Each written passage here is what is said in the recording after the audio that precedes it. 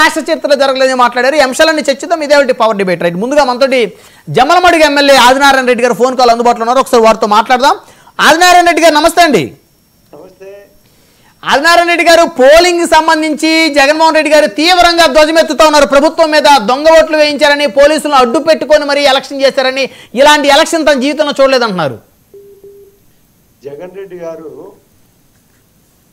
60 నెలలకు మాకు మ్యాండేటరీ 18 రోజుల తర్వాత, మన కౌంటింగ్ అయిన 18 రోజుల తర్వాత 2024లో రాష్ట్రపతి పాలన కావాలని అడిగినాడు.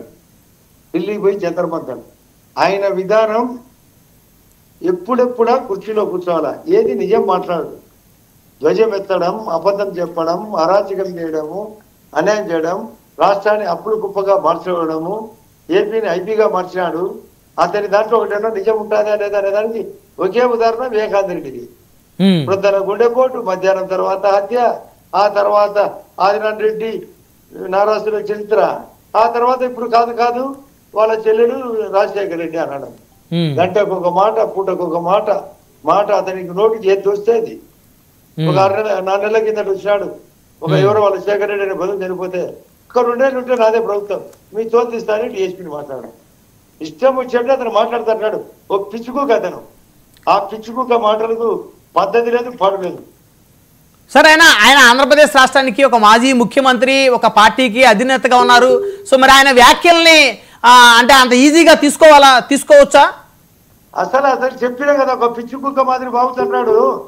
ఇప్పుడు నేను చెప్పిన ఉదాహరణలు 18వ రోజుకు పోయి రాష్ట్రపతి పాలన 164 సీట్లు 175లో వస్తే ఆ విధంగా మాట్లాడే వ్యక్తికి అసలు సీట్లో నుంచి దిగిపోయేది ఇష్టం లేక, అసెంబ్లీకి రాక, ప్లస్ అసెంబ్లీ పాయింట్ కు రాక, అతనికి ఏది సబబుగా ఉందో చెప్పండి. అప్పట్లో వస్తానే విధ్వంస పాలన స్టార్ట్ చేసినాడు. కరకట్ట తెలుగుదేశం ఆఫీస్ కి మీదికి పోవడం, అందరిని అరెస్ట్ చేయడం, చంద్రబాబు నాయుడు గారిని కూడా అరెస్ట్ చేయడం, నా మీద ఎన్నో కేసులు పెట్టడం, అందరి మీద కేసులు పెట్టడం, సొంత ఎంపీని రఘురామకృష్ణరాజును సాగుదెబ్బలు కొట్టడం. అటువంటి డిసార్డర్ క్యారెక్టర్ ఈ రాజకీయాల్లో ఉండకూడదు. కాబట్టి అతను డిసార్డర్ మాటలు మీరు అకౌంట్ కు వేసుకుంటే మాకు టైం పోతుంది. మీరు అడిగినారు కాబట్టి చెప్తాను. మేము సీరియస్ గా తీసుకోము. అది ఏదో జోయిల్ గా టైం పాస్ మాటలు అంతే.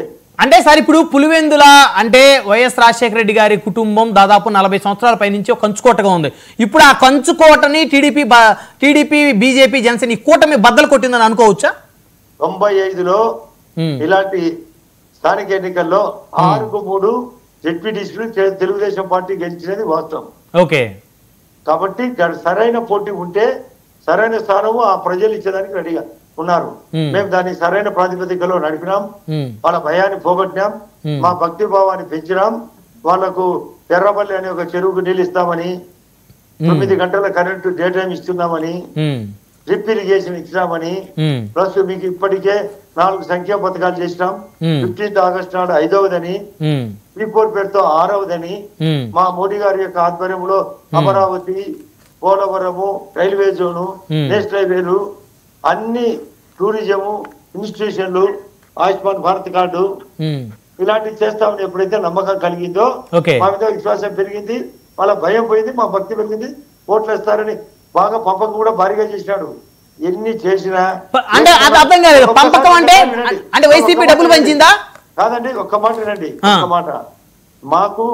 మాకు లేడీస్ సైతం ఓట్లు జరుపుతామని వాళ్ళ రాజమల్లు ప్రసాద్ రెడ్డి ఎక్స్ఎమ్మెల్యే పొద్దుటూరు, సతీష్ కుమార్ రెడ్డి మొన్నూరుకు టీడీపీ నుండి ప్రస్తుతం వచ్చినాడు అన్నారు. ఏమైనా లేడీస్ చెప్పిన మాట ఊరికే దుర్యోధని డైలాగులు అంతే, డైలాగుల పర్వం.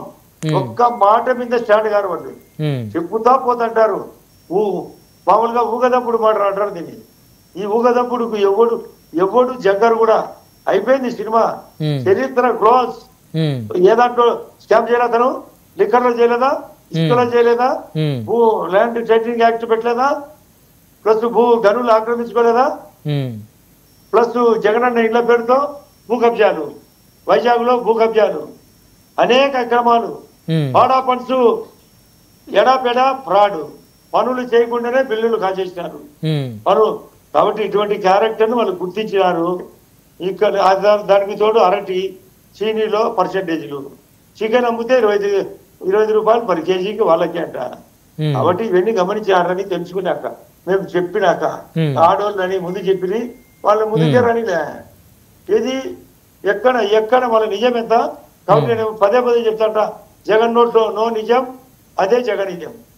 సార్ డబ్బులు పంచారు కూటమి నేతలు భారీగా అని చెప్పేసి వైసీపీ ఆరోపిస్తుంది, ఏమంటారు? అంటే వాళ్ళు పంచినారు పంచరైనారు అంటే వాళ్ళు పంచారంటారా మీరు? వాళ్ళు ఎప్పుడో పంచారు, ఎప్పుడో ఫస్ట్ టైం తీశారు. పిసినారి చేతుల నుంచి డబ్బు పోయింది. మా పల్లెల్లో ఒకటి చెప్తుంటారు, పల్లెల్లో డ్రామా ఆడేటప్పుడు 3,000 రూపాయలు అప్పట్లో 40 ఏళ్ల కిందట ఖర్చు అయ్యేది. ఎకరా ఖర్చు మూతికి మిసాలు తీసేస్తారు. అది సరిగా ఆ నాటకం ఆడలేదు అనుకోండి, అప్పుడు ఒక మాట ఉంది, మూతికి మిసాలు బాయ్ 3,000 డబ్బు బాయ్ అని. వీళ్ళకు 2 పోయినాయి, మూతికి మిసాలు పోయినాయి, 3,000 డబ్బు పోయింది. కాదు, పోలింగ్ బూత్ ఆవరణలో సీసీ ఫుటేజ్ ఇచ్చే ధైర్యం ఉందా అంటూ జగన్మోహన్ రెడ్డి గారు అడుగుతా ఉన్నారు. సీసీ ఇప్పుడు కోర్టు కూడా పోయినారు. కోర్టు ఈ రోజు కూడా 3:45 ప్రాంతంలో అంటే రేపు ఇంటామని దాట వేసినారు. అంటే న్యాయం లేదనేది జడ్జి కూడా గుర్తించినాడు. రేపు కౌంటింగ్ కూడా మొన్న కోర్టుకు పోయినారు, అక్కడ విఫలము. సఫలము తెలియదు, అన్ని విఫలమే. కాబట్టి రాష్ట్రపరంగా రాజకీయం మారింది. వాళ్ళ మిథున్ రెడ్డి ఇరుక్కున్నాడు, వెనకంబడి నుండి కృష్ణమోహన్ రెడ్డి, ఒక ఐఏఎస్ ఆఫీసర్ ధనుంజయ రెడ్డి, ఇప్పుడు పార్టీ మెంబర్స్ ఇరుక్కున్నారు. వాళ్ళను పరామర్శ కూడా పోలేదు, దరిద్రుడు పోవాలి కదా మిథున్ రెడ్డి. ఎంతో తేడాలు.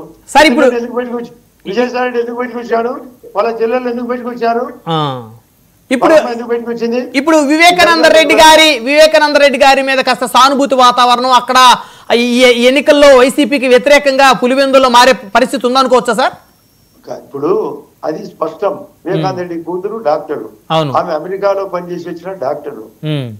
ఆయన రాజశేఖర రెడ్డి కూడా సాఫ్ట్వేర్ కంపెనీ అతను, సునీత గారి భర్త. వాళ్ళ బాధ వాళ్ళు చెప్పుకుంటున్నారు, కొందరు గమనించారు. అందులో Devireddy Shankar Reddy A6, YS Bhaskar Reddy A7, ఈ ఎంపీ గారు A8. వీళ్ళిద్దరు ధర్నాలు చేసినారని అందరికీ తెలిసిపోయింది. సునీతమ్మ నష్టపోయిందని తెలిసింది. కొద్దో గొప్ప ధర్మశాస్త్రం తెలిసి వాళ్ళందరూ ఈ ఓట్ల పరంగా చూపుతారని కూడా మరొక భయం. అది అనుకోకుండా 8వ తేదీ నాడు ఆమె వివేకానంద రెడ్డి గారి 74వ జయంతి సందర్భంగా ఆమె బాధ చెప్పడంతో అది 12వ తేదీ పోలింగ్. కాబట్టి ఎందుకు తెలియదు, చెప్పుకుంటుంది బాధ. అందరికి లెటర్ రాసింది, దేశవ్యాప్తంగా రాష్ట్ర వ్యాప్తంగా కాకుండా. అది కోర్టులో 19వ తేదీ హీరింగ్ ఉంది ఈ యొక్క అవినాష్ రెడ్డిది.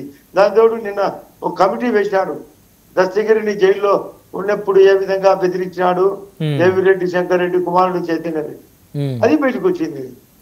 ఇవన్నీ బయటకు రావడంతో, వాళ్ళ దరిద్రం బయటకు రావడంతో ఈ రోజు మళ్ళా కోరినారు, 2 వచ్చినాయి. కనీసం దాని బాయ్కాటు బాయిలో పడినట్ట.